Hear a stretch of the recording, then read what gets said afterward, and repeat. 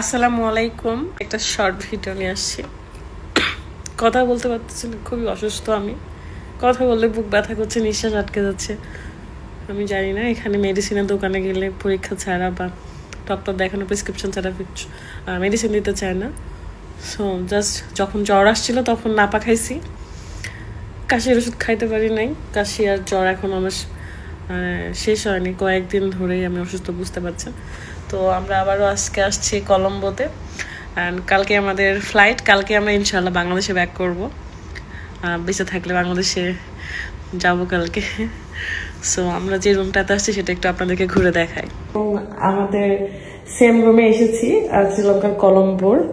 এখানে bathtub and এখানে shower, but এখানে একটা গ্লাস দেওয়া আছে যেটা বোঝাই যাচ্ছে না, বাট গ্লাস থেকে আমাদের রুমটা খুব সুন্দর করে দেখা যায়।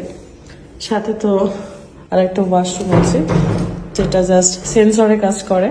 যাই হোক, সবাই আজকে টপ ফ্লোরে সুইমিং এ গেছে, সুইমিং করতে। জাস্ট আমি রুমে থেকে গেছি কারণ অনেক বেশি অসুস্থ আমি। খুব সুন্দর একটা ভিউ পাওয়া যায় এখান থেকে। দেখেন সমুদ্রের পাশেই রেল লাইন অ্যান্ড ট্রেন দেখা যায়। এই যে ট্রেন যাচ্ছে অলরেডি। শেষ দিন আমি চা বানিয়েছি কারণ আমার গলা একদমই খুবই বাজে অবস্থা, আমি খুবই অসুস্থ, কথা বলতে পারতেছি না। জাস্ট আমি এটুকুই। আমার নিঃশ্বাস নিতেও কষ্ট হয়, কথা বলতেও কষ্ট হয়, বুকে এত বেশি ব্যথা, আমি কাশি হচ্ছে খুবই বেশি। আমি যে বিদেশে এসে এত বেশি অসুস্থ হয়ে পড়বো কখনোই ভাবি নাই। সবাই টপ ফ্লোরে গেছে সুইমিংয়ে।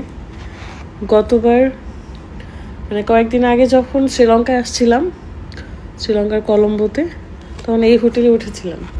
টপ ফ্লোর আপনাদেরকে দেখিয়েছি। তো ওই হোটেলে আবার আসছি কারণ আমাদের কালকে ফ্লাইট। কালকে আমরা বাংলাদেশে ইনশাল্লাহ চলে যাব। সো খুব মিস করবো এই জায়গাগুলো। খুবই সুন্দর ওয়েদার, একদম রুমে বসে থেকে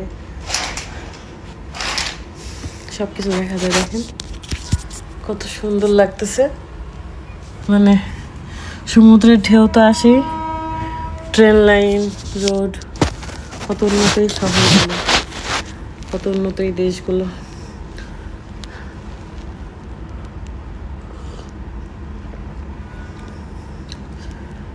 খুব বেশি মিস করবো। অ্যান্ড বাংলাদেশে যাওয়ার জন্য মনটা ছটফট করছে, বিশেষ করে আমার মেয়ের কাছে যাওয়ার জন্য। মনে হচ্ছে যে আমার মেয়েটাকে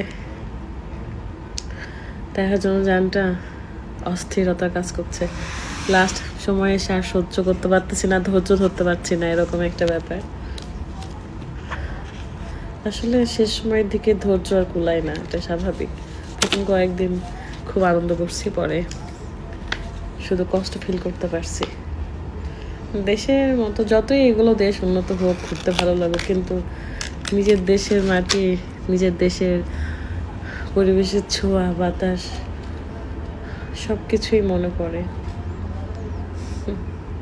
সব কিছু, খাবারটা তো বেশি মিস করছি। আমাদের বাঙালি খাবারের টেস্টের মতো কোথাও কোনো টেস্ট নেই ভাই, যাই বলুক মানুষ।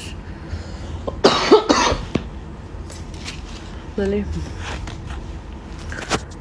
কি বলবো, বলার ভাষা পাচ্ছি না, জাস্ট খারাপ লাগতেছে অতিরিক্ত।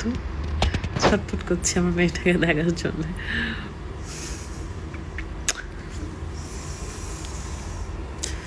কিছু বলার নাই আমার, সব কথা বলে প্রকাশ করে নিজের অনুভূতিটা প্রকাশ করা যায় না।